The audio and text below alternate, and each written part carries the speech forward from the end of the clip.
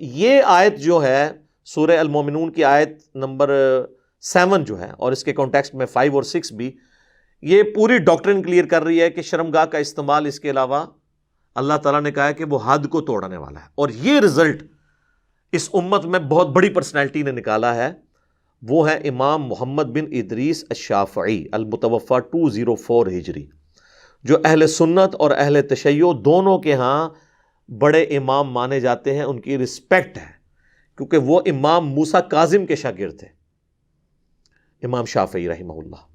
اور ان کا مشہور شعر بھی ہے، ان کان رفضا حب آل محمد فلیشہد الثقلان انی رافضی.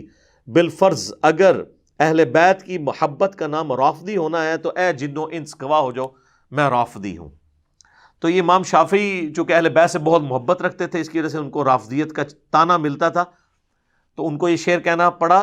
اہل سنت اہل تشیع دونوں ان کا یہ شعر کوٹ کرتے ہیں، ان کو رسپیکٹیبل پرسنالٹی کے طور پر پریزنٹ کیا جاتا ہے. اور یہ شعر ان کے اپنے دیوان الشافعی میں موجود ہے، اور اہل سنت کے ائمہ نے باقاعدہ اپنی اسماء الرجال کی کتابوں میں سے نقل کیا ہے. تو امام شافعی نے ان آیات کے کانٹیکسٹ میں رزلٹ نکالا، اور ان کی اپنی کتاب ہے کتاب الام، پوری دنیا میں ان کی ایک اتھینٹک بک مانی جاتی ہے. اس کے اندر انہوں نے انہی آیات کے کانٹیکسٹ میں لکھا ہے کہ ان آیات کی روشنی میں چونکہ اللہ نے فرمایا کہ شرمگاہ کا اس کے علاوہ استعمال جو ہے وہ حد کو کراس کرنے والا ہے، اللہ کے حضور وہ جرم ہے، تو ان جرائم میں انہوں نے کہا کہ الاستمناء بالید، جو عربی میں کہا جاتا ہے مسٹربیشن انگلش کے اندر، مشت زنی اردو کے اندر، یا ہینڈ پریکٹس، یہ بھی اس کے تحت انہوں نے کہا کہ حرام ہے اور منع ہے. اور یہ ان کی اپنی کتاب میں یہ بات لکھی ہے، اور ان کا یہ قول امت نے اس طرح ایکسیپٹ کیا ہے کہ انہی آیات کی روشنی میں آپ اہل سنت کی تمام تفاسیر اٹھا کے دیکھ لیں، تمام نے امام شافعی کے اس قول کو ان آیات کے کانٹیکسٹ میں نقل کیا ہے. ٹاپ آف دا لسٹ جو اس وقت پوری دنیا میں اتھینٹک ترین تفسیر مانی جاتی ہے اہل سنت کے ہاں، تفسیر ابن کثیر. تو حافظ ابن کثیر نے بھی ان آیات کی روشنی میں باقاعدہ امام شافعی کا یہ قول نقل کیا ہے کہ امام شافعی رحمہ اللہ اس کے تحت اس کی حرمت کے قائل ہیں. پھر انہوں نے ساتھ بلکہ ایک روایت بھی لکھی، اگرچہ اس کی سند کمزور ہے، لیکن جب دوسری طرف سے ہر طرف کمزور باتیں پیش کی جا رہی ہوں، یہ ہماری دلیل نہیں ہے، لیکن میں آپ کو بتا دوں کہ ابن کثیر نے اگرچہ اس روایت کو لکھا کہ اس روایت کے اندر ایک مجہول الحال راوی ہے، لیکن باقاعدہ اہل سنت کی ایک مین سٹریم کی کتاب میں تو روایت موجود ہے. امام حسن بن عرفہ ایک امام گزرے ہیں، انہوں نے ایک اپنی کتاب، ان کی جز چھوٹی کتاب ہے، جس طرح امام بخاری نے جز رفع الیدین لکھی، جز القراء لکھی، اس طرح ان کے جز کے اندر یہ روایت موجود ہے کہ 7 لوگ ایسے ہیں جن سے قیامت والے دن نہ اللہ تعالیٰ کلام فرمائے گا، نہ انہیں پاک کرے گا، نہ انہیں عالموں کے ساتھ کھڑا کرے گا، تا وقت کہ وہ دنیا سے توبہ کر کے گئے ہوں. ان میں سے ایک شخص وہ ہے جو خود اپنے ساتھ نکاح کرتا ہے اور الاستمناء کرتا ہے، یعنی اپنے ہاتھوں سے یہ برائی کرتا ہے، مشت زنی والا معاملہ. یہ روایت کمزور ہے، لیکن حافظ ابن کثیر نے اس کو نقل کیا ہے کہ تاکہ ایک نالج ایک جگہ جمع ہو جائے. تو امام شافعی کا یہ جو قول ہے صرف ابن کثیر نے نقل نہیں کیا، بلکہ سنن الکبریٰ البیہقی، امام بیہقی کی کتاب، حدیث کی کتاب میں ایک چیپٹر ہے، اس کا نام ہی الاستمناء ہے. اس کی ہیڈنگ کے اوپر امام بیہقی نے پہلے تو یہ آیت لکھی ہے سورہ المومنون کی آیت نمبر 5، 6، 7، اس کے بعد امام شافعی کا قول انہوں نے چیپٹر کی ہیڈنگ میں لیا ہے، اور اس کے نیچے پھر اس سے متعلق روایتیں لے کے ہیں. اب وہ روایتیں تو کمزور ہیں، پہلی جو انہوں نے روایت لی ہے وہ خود ہی انہوں نے اس کو کمزور ڈکلیئر کر دی ہے کہ یہ مرسل چھوٹی ہوئی ہے، جو ڈاکٹر ذاکر نائک نے بھی ابن عباس کے حوالے سے بیان کی کہ ابن عباس سے کسی نے آ کے پوچھا کہ میں نے اپنی اس طرح شرمگاہ کے ساتھ ایسا معاملہ کیا، تو انہوں نے فرمایا کہ شرمگاہ کے ساتھ اس طرح کا معاملہ کرنا اس سے بہتر ہے کہ تم نکاح کر لو، اور زنا سے بہتر یہ ہے. وہ کہتے ہیں دیکھیں جی انہوں نے زنا سے تو بہتر اسے کہا ہے نا، حالانکہ اس کا کمپیریزن وہ کرا رہے ہیں کہ یعنی یہ اس سے چھوٹی برائی ہے. اس کا یہ مطلب نہیں کہ جس کو زنا میں پڑنے کا خدشہ ہے تو یہ کام شروع کر دے، تو وہ جس کو خدشہ ہے اس کو کیا کام کرنا چاہیے وہ اللہ کے نبی بتا کے گئے، وہ میں بعد میں آپ کو انشاءاللہ تعالیٰ بتاتا ہوں کہ وہ کیا بتا کے گئے اللہ کے محبوب صلی اللہ علیہ وآلہ وسلم. تو ابن عباس کا وہ قول جو ہے خود لکھا مرسل ہے. ایک اور روایت لے کے ہے، وہ بھی اس میں بھی ضعیف راوی ہے، تدلیس کا ایشو ہے، وہ بھی روایت کمزور ہے. اور اسی طریقے سے امام بیہقی سے بھی آلموسٹ 200 سال پہلے امام بخاری کے استاد ہیں امام عبدالرزاق، جن کی مصنف عبدالرزاق ہے، انہوں نے بھی الاستمناء کے اوپر ایک چیپٹر باندھا ہے، اس میں روایتیں لے کے آئے ہیں، اور ابن عباس والی یہ روایت وہ بھی لے کے آئے ہیں، وہ بھی روایتیں کمزور ہیں، یہی والی روایت تھی۔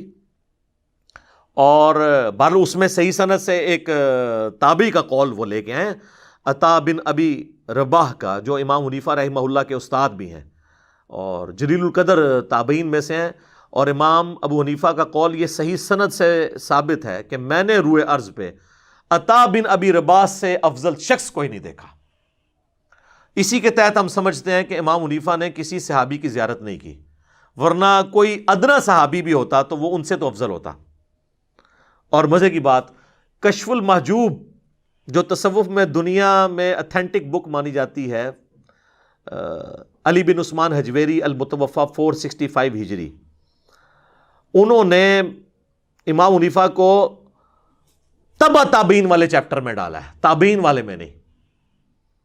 تو یعنی حالانکہ انہوں نے امام حنیفہ کی شان میں اپنا ایک خواب بھی لکھا، نبی الاسلام کو خواب میں دیکھا کہ انہوں نے ان کو گود میں اٹھایا ہوا امام حنیفہ کو، تو وہ سمجھ گئے کہ میرا امام ہے، اور یہ اتنا مشہور ہوا کہ تذکرۃ الاولیاء جو پوری دنیا میں تصوف کے جو ڈکلیئرڈ اولیاء ہیں ان کی بایوگرافی کے اوپر اتھینٹک کتاب ہے، جس کے حوالے فضائل سنت دعوت اسلامی کی اس میں موجود ہیں، اور فضائل اعمال اور فضائل صدقات تبلیغی جماعت کی اس میں موجود ہیں، تذکرۃ الاولیاء شیخ فرید الدین عطار المتوفا 627 ہجری۔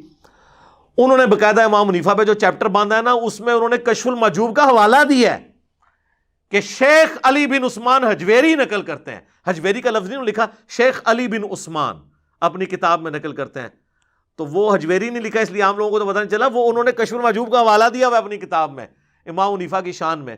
تو امام حنیفہ جو ہیں وہ کہتے ہیں کہ میں نے عطا بن ابی رباح سے افضل شخص نہیں دیکھا، اور امام عبدالرزاق جو امام بخاری کے استاد ہیں، انہوں نے عطا بن ابی رباح کا قول نقل کیا ہے صحیح سند کے ساتھ، کہ وہ کہتے ہیں کہ میں اس عمل کو، الاستمناء کو، بالکل جائز نہیں سمجھتا، میں اسے مکروہ سمجھتا ہوں، کراہت والا عمل سمجھتا ہوں۔ بلکہ المصنف ابن ابی شیبہ میں، جو امام عبدالرزاق کے زمانے میں ہی دوسرے امام گزرے ہیں، اور وہ بھی امام بخاری اور مسلم کے استاد ہیں، بلکہ امام مسلم نے 1500 حدیثیں امام ابن ابی شیبہ سے لی ہیں اپنی صحیح مسلم میں۔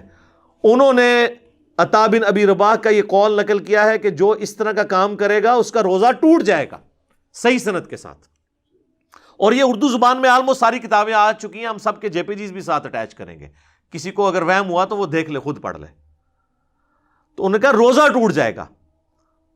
اب روزہ ٹوٹ جائے گا، اب اس کے بعد اختلاف ہے کہ اس کا کفارہ کیا وہ 60 روزوں والا ہوگا، لیکن اس میں امت کی اکثریت یہ کہتی ہے نہیں، اس کے بدلے ایک ہی روزہ رکھے گا اور توبہ کرے گا۔ 60 روزوں والا صرف اس ایکسٹریم کے لیے جو بخاری اور مسلم میں ہے کہ اگر کوئی شخص اپنی بیوی کے ساتھ صحبت کر لیتا ہے یا نعوذ باللہ کوئی زنا والا معاملہ کرتا ہے، اس کے لیے 60 روزے والا کفارہ ہے۔ اس کیس میں صرف ایک روزہ ہی وہ رکھے گا، البتہ روزہ اس کا ٹوٹ جائے گا۔ آپ اس سے اندازہ لگائیں کہ ہمارے ائمہ محدثین نے باقاعدہ یعنی اس کو ٹاپک بنا کے سنن کبریٰ البیہقی میں بھی ایڈریس کیا اور مصنف عبدالرزاق کے اندر۔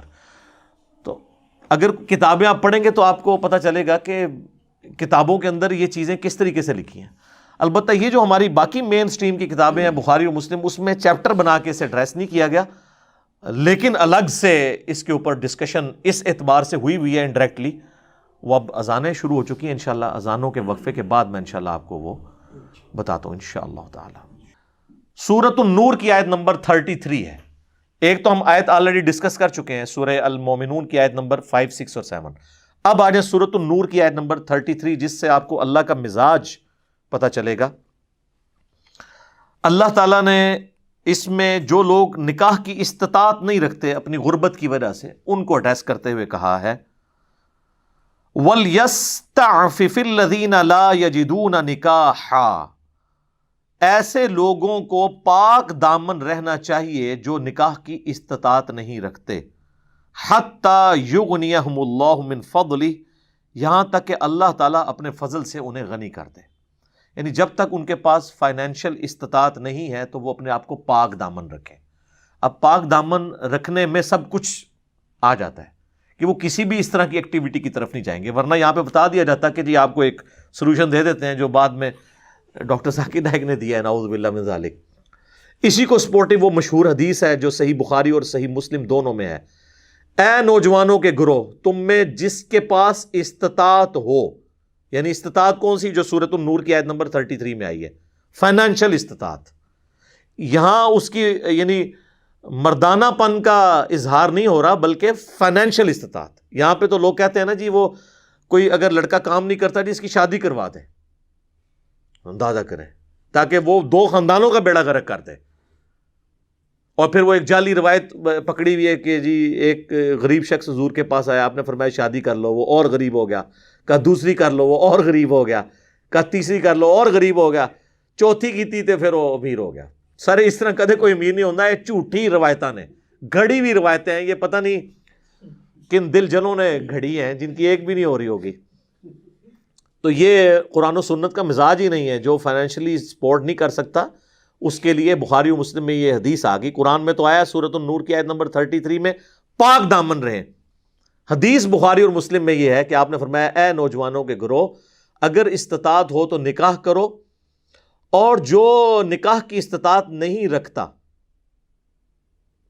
تو اسے چاہیے کہ وہ روزے رکھے، یہ چیز اس کی شہوت کو ٹھنڈا کر دے گی۔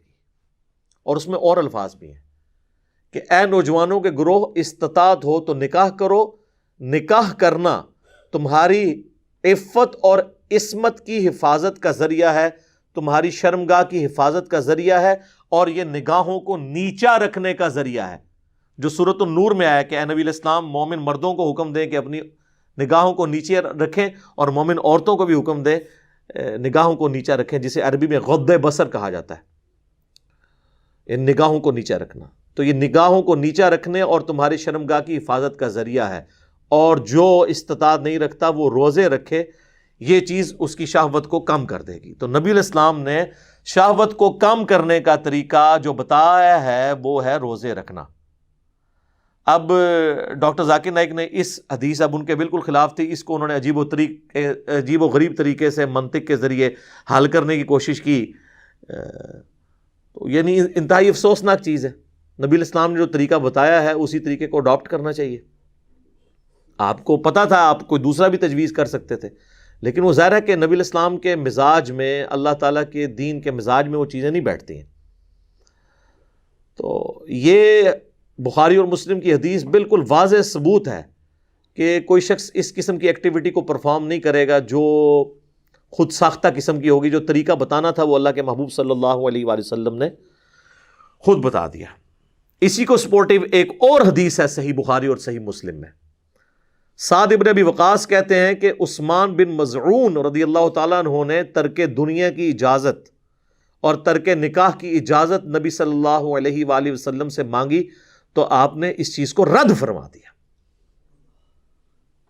اور سعد ابن ابی وقاص کہتے ہیں کہ اگر اللہ کے نبی ہمیں اجازت دیتے تو ہمارا تو ارادہ یہ تھا کہ ہم اپنے آپ کو شہوت سے بچنے کے لیے خصی کر لیتے، سیکچولی ڈسیبل کر لیتے، لیکن اللہ کے نبی علیہ السلام نے ہمیں نکاح کی طرف ترغیب دلائی اور خصی کرنے سے منع فرما دیا۔ اگر یہ آپشن موجود ہوتا تو آپ فرماتے کہ چلو خصی تو نہ ہو، وہ تو تخلیق کو بدلنا ہے، ظاہر ہے جی۔ سورہ نساء کی آیت نمبر 119 ہے، وَلَآمُرَنَّهُمْ فَلَيُغَيِّرُنَّ خَلْقَ اللَّهِ۔ شیطان نے کہا تھا کہ میں ابھاروں گا تیری مخلوق کو کہ وہ اللہ کی تخلیق کو بدلیں گے۔ تو اپنے آپ کو اس طریقے سے خصی کرنا یہ تو تخلیق بدلنا ہے۔ تو نبی علیہ السلام نے اس بڑے عمل سے روکا، تو آپ یہ آپشن دے سکتے تھے کہ وہ نہ کرو، یہ کر لو، درمیانہ راستہ نکال لو اگر تم نے شادی نہیں کرنی، لیکن آپ نے کہا ڈائریکٹ نکاح کرو، درمیان کا کوئی راستہ نہیں آپ نے چھوڑا۔ تو یہ حدیث بھی بخاری مسلم کی بالکل ثبوت ہے اس بات کا کہ جو ہمارے ائمہ اہل سنت نے اور ائمہ اہل تشیع نے رزلٹ نکالا ہے کہ یہ الاستمناء بالید یا مسٹربیشن حرام ہے اور مکروہ تحریمی ہے اور گناہ ہے، یہ بالکل ٹھیک رزلٹ نکالا ہے۔ ایک اور حدیث میں بھی اس کا اشارہ موجود ہے جو صحیح مسلم میں ہے حدیث، مشکات میں بھی آپ کو پہلی جلد میں زکوٰۃ والے چیپٹر میں صدقے کی فضیلت کے بیان میں مل جائے گی کہ اللہ کے محبوب صلی اللہ علیہ وآلہ وسلم نے فرمایا کہ ہر تسبیح صدقہ ہے۔ یہ صدقہ پنجابی والا نہیں، نیکی کا کام عربی میں۔ یعنی سبحان اللہ کہنا صدقہ ہے. ہر تحلیل صدقہ ہے. تحلیل کہتے ہیں لا الہ الا اللہ کہنے کو. ہر تحمید صدقہ ہے, یعنی الحمدللہ, سبحان اللہ والحمد للہ ولا الہ الا اللہ واللہ اکبر, یہ صدقہ ہے. امر بالمعروف, نیکی کا حکم دینا, یہ بھی صدقہ ہے. نہی عن المنکر, برائی سے روکنا, یہ بھی صدقہ ہے. حتیٰ کہ تمہارا اپنے بیویوں کے ساتھ ازدواجی تعلق قائم کرنا بھی اللہ کے حضور صدقہ ہے, یعنی نیکی ہے. اب باقی چیزیں تو صحابہ کو ہضم ہوگی. انہوں نے کہا یہ بیویوں کے ساتھ یعنی یہ تعلق قائم کرنا یہ بھی اللہ کے حضور نیکی ہے. تو آپ علیہ السلام نے فرمایا کہ اگر تم یہی چیز کسی اور طریقے سے پوری کرو, اب وہ آپ نے وہ طریقہ بتایا نہیں, اس میں ظاہر ہے زنا بھی آ جاتا ہے, قوم لوط والا عمل بھی آ جاتا ہے, اور یہ الاستمناء بالید یعنی مسٹربیشن بھی آ جاتا ہے. آپ فرمایا کہ اور حرام طریقے سے پورا کرو تو کیا تمہیں گناہ ملے گا؟ تو صحابہ نے کہا کہ ملے گا. تو آپ نے فرمایا پھر تمہیں اپنی بیویوں سے اس عمل کے اوپر ثواب بھی ملے گا. اس حدیث کے اندر بھی اس کو یعنی جو ائمہ اہل سنت کا موقف ہے اور ائمہ اہل تشیع کا, اس کو سپورٹ ملتی ہے الحمدللہ. اب اس سخت حدیث کی طرف آ جائیں, کریٹیکل حدیث جو میں نے اینڈ پہ رکھی ہوئی تھی, اس کی طرف تو اشارہ ہی نہیں کیا کسی نے, نہ ڈاکٹر ذاکر نائک نے اپنی گفتگو میں اسے ڈسکس کیا, نہ ان کے خلاف مضامین لکھنے والوں نے. وہ حدیث بخاری اور مسلم دونوں میں ہے کہ نبی صلی اللہ علیہ وآلہ وسلم نے فرمایا آنکھوں کا زنا دیکھنا ہے, زبان کا زنا بولنا ہے, کانوں کا زنا سننا ہے, ہاتھوں کا زنا پکڑنا ہے, ٹانگوں کا زنا چل کر جانا ہے برائی کی طرف, اور نفس آرزو اور تمنا کرتا ہے اور شرمگاہ اس کی تصدیق کر دیتی ہے. یعنی نبی علیہ السلام نے ہر عضو کا زنا گنوایا ہے. اب آنکھوں کے اوپر ذرا پوچھیں تو کہیں گے جی ہاں جی وہ بدنگاہی کرنا تو حرام ہے, سورۃ النور کے اندر بھی آیا ہے مومنین اور مومنات کو حکم ہے کہ اپنی نگاہوں کو نیچا رکھو. بلکہ اس میں تو وہ کہیں گے جی سورہ المؤمن کے اندر, جسے سورہ غافر کہتے ہیں, اس کے اندر تو یہاں تک آیا کہ اللہ تعالیٰ آنکھوں کی خیانت کو بھی جانتا ہے. تو وہ کہتے ہیں وہ تو اس کے اندر آتا ہے, یہ سب کچھ حرام ہے. تو سر آنکھوں پہ نہ رکیں, آگے آپ زبان پہ بھی جائیں. زبان سے بے حیائی کی باتیں کرنا, آنکھوں میں بے حیائی کی ویڈیوز دیکھنا جو اس وقت سوشل میڈیا ایشو بن گیا ہے, کان سے برائی کی باتیں سننا, ہاتھ سے جو کام کرنا جو یہ جس کی طرف یعنی آج ہم ڈسکشن کر رہے ہیں جس ٹاپک کے اوپر, ماسٹربیشن کے اوپر, یہ سب کی سب چیزیں اس کے اندر لائی کریں گی.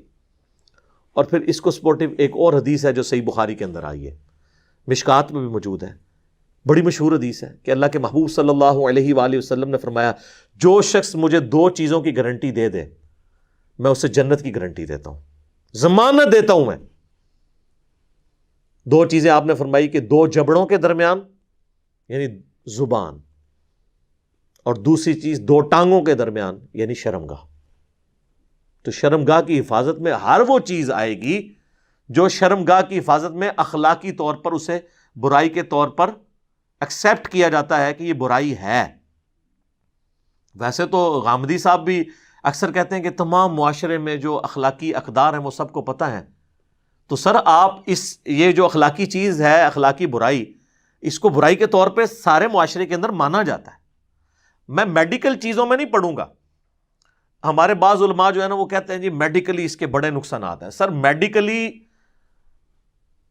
اس عمل کے ایکسیسو کرنے کے نقصانات ہیں. ہم اس کی جو حرمت بتا رہے ہیں کتاب و سنت کے دلائل کی روشنی میں بتا رہے ہیں.